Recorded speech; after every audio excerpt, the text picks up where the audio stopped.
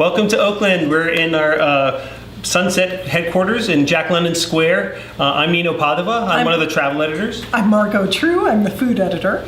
And we are here doing a drink and a snack. We do this every couple weeks where Margot and I come up with a drink, a cocktail or wine or drink, and we pair it with a nice snack, an appetizer or a dessert. And today, Margot, we are thinking about the Super Bowl, which is coming up in just a couple days. Yes, we are. If we come on over here, I've gotten things started a little bit. So here I've sauteed together some flank steak cut up into little bitty pieces with Mexican chorizo. Now I want to show you guys the difference. What is Mexican chorizo? What is Spanish chorizo? Because it's easy to confuse them and get the wrong kind. So I'll move my avocado. So this bad boy, this is Spanish chorizo. It's hard cured sausage made with smoked paprika. You do not want this kind. You may get confused and you may buy this and it would still be okay, but it wouldn't be as good as Mexican chorizo. Mexican chorizo, actually need a little spoon, is this softer stuff. It squishes right out of the casing. This is fresh sausage. Can you see that? Wow. Okay, so that's the kind you want. You want to avoid the kind in the supermarket that is bright orange. That stuff is disgusting. Don't get it. Go to Mexican markets for the good stuff. Looks like this. Okay, so my chorizo and beef is sizzling. Yes. Oops, I just flipped some onto the stove. No worries. A little bit of mess is par for the course. Then I'm mixing with it some onions that I've already sautéed with a little bit of cumin, ground cumin, just to get things going. Yeah. So in that goes. Get that all mixed in there together. This is going to be but one layer of the chorizo. You can do all this stuff ahead and then just throw it together at the last minute, like I'm doing now. Just prep stuff ahead. Then in goes roasted green chili salsa verde. And I'm gonna let this simmer for a little bit just to get nice and thick and delicious. Yeah. And that chorizo is already cooked? The chorizo is already cooked with the beef. Right. The flank steak was also raw. Right. Then over here, I'm going to get some black beans going. This is the next layer on the nachos. Canned black beans, make it easy on yourself, but be sure to drain them and rinse them because that stuff, the liquid they're packaged in, is kind of slimy. In goes the black beans. Then just a little water because I want it to be loose. Some canned Anaheim chilies that I've also drained a little bit.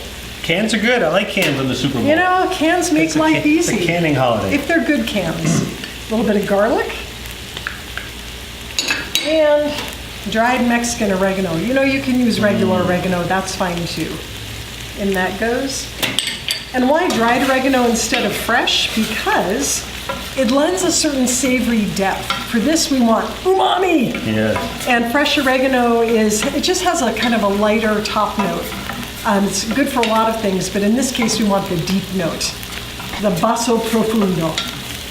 So, all right, that doesn't sound very Super Bowl-ish. No, it does. All right, I'm gonna let those both simmer away. This one can get a little lower. And while that's cooking, I'm gonna make the guacamole that goes on top. Yes. So avocado, you want it to feel like softened butter in your hand. Chilled soft butter. Just a little bit dentable. Yeah. See how nice and it's still kind of firm. And I'm gonna pit and peel this. Oops, we got a little bit of a bruising going on. That's all right, we can get rid of that. Get rid of this. And then, avocado. Yes, it is. We are so lucky to get good avocados here. I'm going to carefully avoid the little bruised spots. Yep. Take this out. Stick that in there. And, you know, if I were doing this for a salad, I would carefully peel the avocado and slice what's left, but with guacamole, you can just scoop it right out of the skin. You want to be sure to get all the nice dark green parts because that's where most of the flavor is in an avocado, right next to the skin.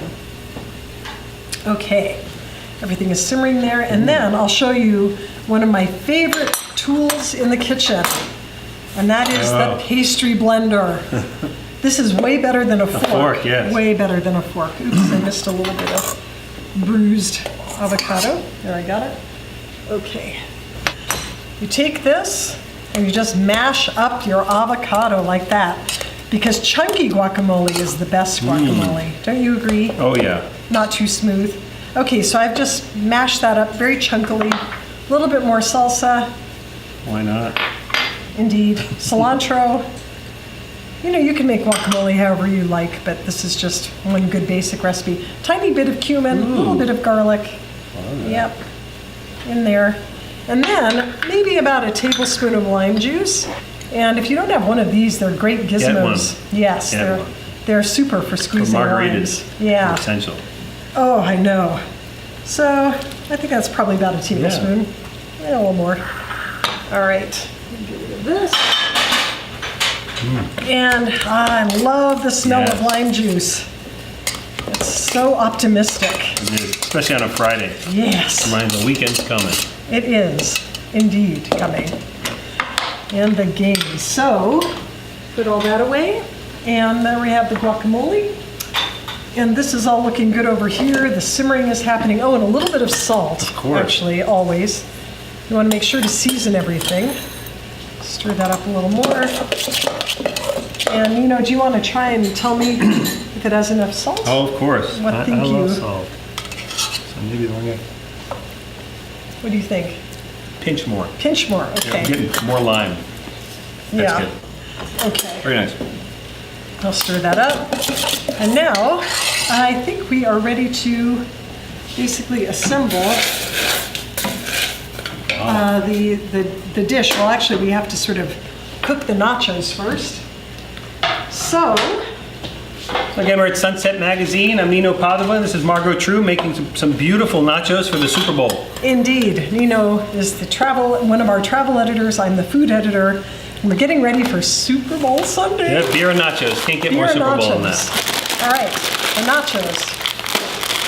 Yes. That, along with the cracking open And of the the beer, can of yes. beer, It's like those the are kickoff. It is. It's like the culinary kickoff. So I'm going to just kind of loosely arrange this entire Is there a bag kind of nachos. chip that you like? A thicker chip, or does it matter? You just get your favorite chip. Okay.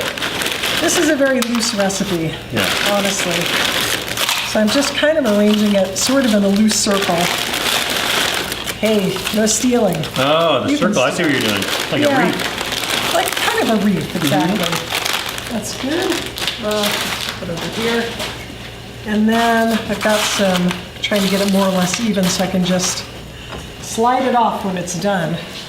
Okay. No And cheese in then- the can. Good. No cheese in a can, Good. freshly grated. That's where we stop the cans. When it comes to cheese, you want fresh No cheese. canned cheese. Freshly grated is always best so it doesn't oxidize. Yes. Moments before we went on air, I grated all this lovely Monterey Jack cheese. Why Monterey Jack? Because it melts so well. Yes. And you That know, does you look good. can throw in extra cheese if you my want. God. Extra cheese is never a problem. Yeah, no one sends it back. No one sends it back. Okay, now you just pop this in the oven. I'll be right back, Nino. Just Margot's let going me to the know. oven. We have our 3 beers. I like this one. This one's going to be great with this, I can tell. So you know what, Nino? Nachos were actually invented. When do you think nachos were invented? Oh, don't put me on the spot. You guess. Is it older than the first Super Bowl? Is it older than 51 years? Yes. I'm going to say 1830s. After the No. when? World War II. World War II. World War II, and why?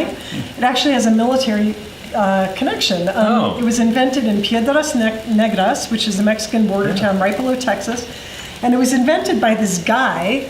The restaurant is disputed, but we at Sunset believe it was the Victory Club in Piedras Negras, this little border town.